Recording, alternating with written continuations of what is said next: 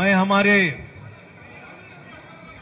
जीवट दोस्त जो कर्नाटका से इस जलसे के लिए तशरीफ लाए हैं, मोहतरम ज़मीर अहमद खान साहब, minister for minorities welfare municipal administration, मैं उनसे दरख्वास्त करता हूं कि जो है तालियों से उनका गूंज करे और जो है उनसे दरख्वास्त करता हूं कि वो खिताब फरमाए। अस्सलाम वालेकुम रहमतुल्लाहि बरकातहू। डैश पे तशरीफ़ फरमाए तेलंगाना के कांग्रेस के प्रेसिडेंट, मेरे करीबी दोस्त जनाब रेवंत रेड्डी साहब, और एक हमारे एक्स मिनिस्टर मेरे करीबी दोस्त जनाब शब्बीर साहब, और एक हमारे कांग्रेस के लीडर अभी तेलंगाना के एमएलए कैंडिडेट बंजारा हिल से जनाब अजहरुद्दीन साहब, और एक मेरा छोटा भाई इधर का कर्नाटका का इंचार्ज जनाब मंसूर साहब। डैश पे तशरीफ़ फरमाए तमाम जिम्मेदारान हजरात, आज ये खुसूसन ये प्रोग्राम रखा गया है माइनॉरिटी डिक्लेरेशन का। जो कांग्रेस की हुकूमत अगर आएगी तो माइनॉरिटी को क्या देने वाले हैं करके उसका एक मैनिफेस्टो रिलीज करने का आज प्रोग्राम रखा गया है। ए भैया साइड में चुप हो जाओ। आज बहुत खुशी हुई तेलंगाना आने के बाद, आज सवेरे से आने के बाद, थोड़ा महीना लेने के बाद मालूम हुआ तेलंगाना के अंदर अवाम बदलाव चाहती, कांग्रेस को हुकूमत में लाने के लिए अवाम ने तय किया करके मैं आने के बाद मालूम हुआ। बहुत बड़ी खुशी की बात है। आप देखे होंगे कांग्रेस का इतिहास आप निकालो, कांग्रेस जब जब हुकूमत आई पूरे हिंदुस्तान के अंदर, देखो आप कांग्रेस जब जब हुकूमत आई, जो भी स्टेट के अंदर कांग्रेस है उधर अमन और सुकून है। मैं ये नहीं कहता,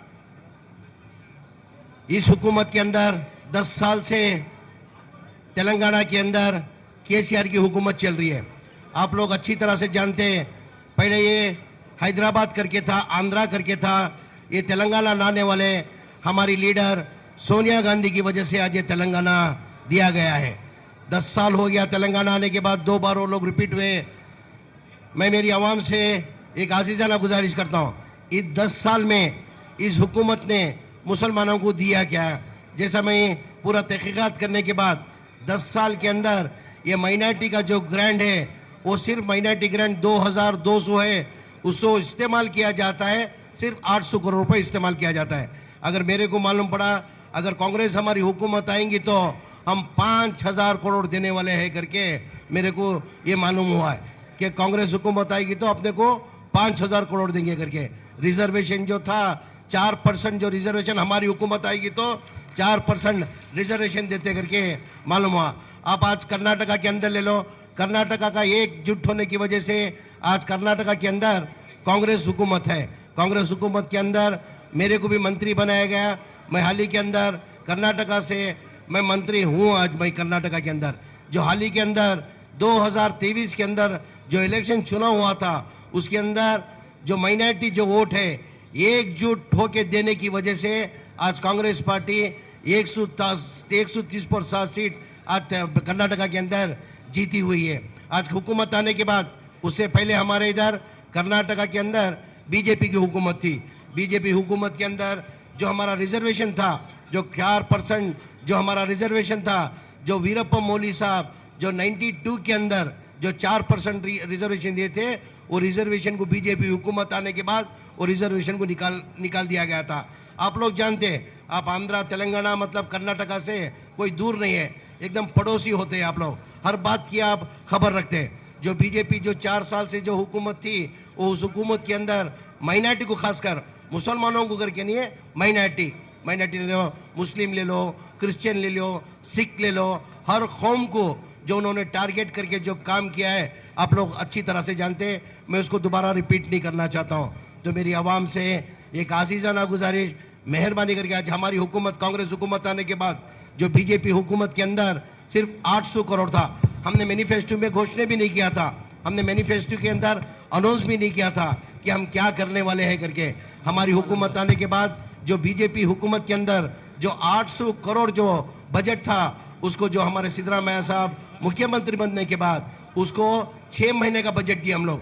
चुनाव हमारा हुआ, मई में ख़त्म हुआ, जून में बजट किए, उस टाइम 6 महीना टाइम होता है, 6 महीने के अंदर 2200 करोड़ का बजट दिया गया।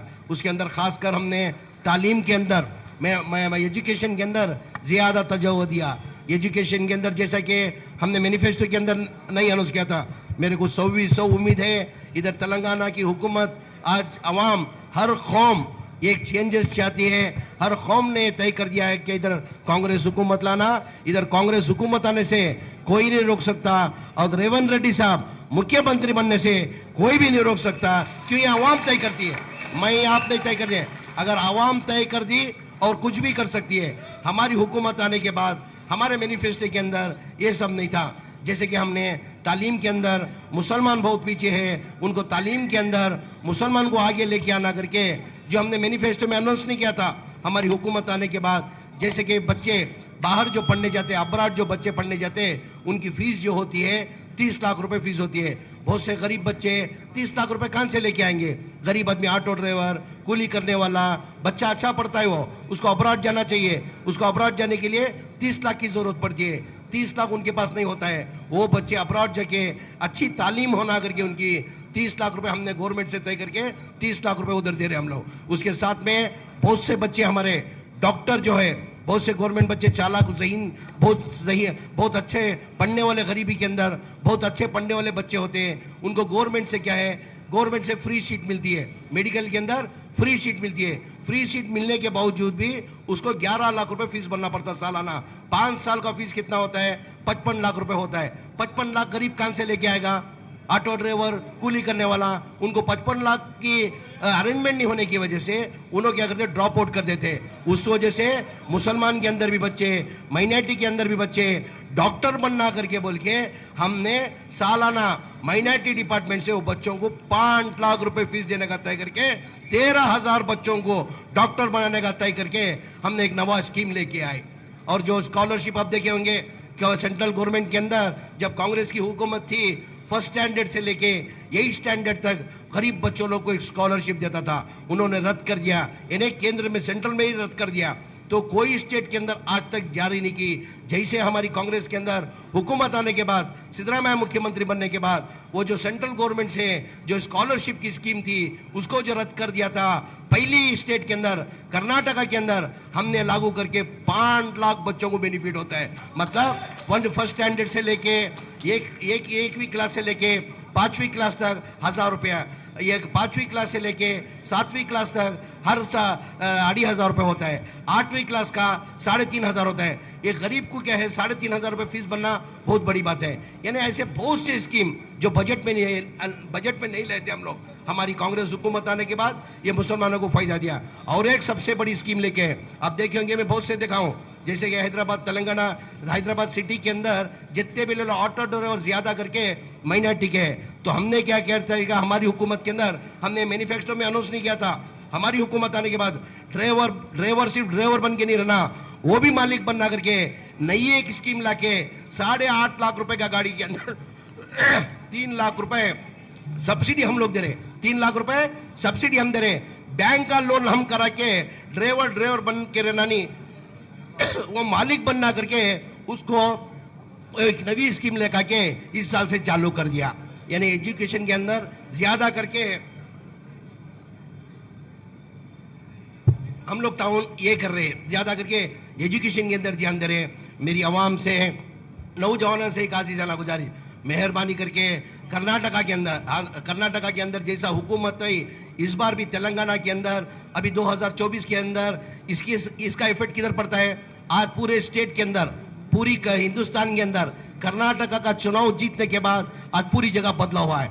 आज 2024 का इलेक्शन के लिए आज ये तेलंगाना के अंदर अगर आप ये जीता के लेके आएंगे तो पूरे हिंदुस्तान के अंदर ये फर्क पड़ेगा। मेरे नौजवानों से, मेरी आवाम से एक आजीजाना गुजारिश, मेहरबानी करके आप तमाम एक बार 10 साल आप मौका दिए, नहीं करके नहीं, 10 साल मौका दिए। इस बार एक बार कांग्रेस पार्टी को आप एक मौका दे के आप एक दीजिए। आप इंशाअल्लाह हमारी कौम की भलाई की, सिर्फ हमारी कौम की नहीं, हर कौम को साथ में लेके जाने वाला कोई पार्टी है तो वो सिर्फ कांग्रेस पार्टी, वो कौम नहीं देखती है। ये हिंदू है, ये मुसलमान है, ये क्रिश्चियन है। आप इतिहास निकालो और जब भी चुनाव आता है कांग्रेस का इतिहास निकालो। हमारे कारण में बता के हम वोट मांगते, भाई हमने क्या किया, क्या करने वाले हैं, आगे जाके क्या करने वाले हैं। ऐसा नहीं कि बीजेपी जैसा हिंदू मुसलमान फसाद करा के उन लोगों आपस में नफरत आगे डाल के सियासत कांग्रेस नहीं करती। और हमारा मजहब भी हमको सिखाया नहीं इस तासुब करने का, मजहब नहीं सिखाता आपस में बैर रखना। हिंदी है हम, हिंदुस्तान हमारा, सारे जहां से अच्छा हिंदुस्तान हमारा, ये मजहब हमारा सिखाया है। तो मेरी आवाम से, मेरे नौजवानों से एक आजीजाना गुजारिश, ये मौका अगर आप खो देंगे फिर हमारे को 2024 के अंदर मुश्किलात पड़ेगी। ये चुनाव नहीं, 2024 का आप ध्यान रखते हुए अगर ये चुनाव हम अगर तेलंगाना के अंदर अगर कामयाब हो गए, पूरे हिंदुस्तान के अंदर कांग्रेस को आने के लिए कोई मैकाल रोक सकता नहीं, कोई मैकाल रोक सकता नहीं। ये कहते हुए वक्त ना कम होने के भी हम भी तेलंगाना कर्नाटका छोड़ के तेलंगाना में जब तक चुनाव है, 30 तारीख को चुनाव है, 28 तारीख तक हम प्रचार कर सकते हैं। 28 तारीख तक भी हमारा हाई कमांड ने हमको आदेश दिया है कि 28 तारीख तक आप तमाम इधर रहना करके हाई कमांड ने आदेश दिया है। मैं 28 तारीख तक भी मैं आपके बीच में रहता हूँ, ये उम्मीद रखते हुए तमाम एक हो के इस बार कांग्रेस पार्टी को पावर में लाएंगे करके उम्मीद रखते हुए, और भलाई होगी इसके अंदर, मैं बोलता ना भलाई होगी। एज ए मंत्री, एक मिनिस्टर होते हुए कह रहा हूं मैं, कांग्रेस पार्टी अगर आएगी तो भलाई होगी करके कहते हुए, ये उम्मीद रखते हुए तमाम एक होके हमारे कांग्रेस पार्टी को वोट करेंगे करके उम्मीद रखते हुए मेरी बात को खत्म करता हूं। अस्सलाम वालेकुम, अल्लाह हाफिज।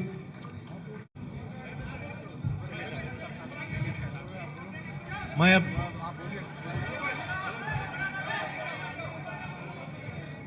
रेवंत रेड्डी साहब से गुजारिश करता हूं कि ये माइनॉरिटी डिक्लेरेशन का सलमान खुर्शीद साहब मरकजी वजीर मेंबर कांग्रेस वर्किंग कमेटी आ चुके हैं।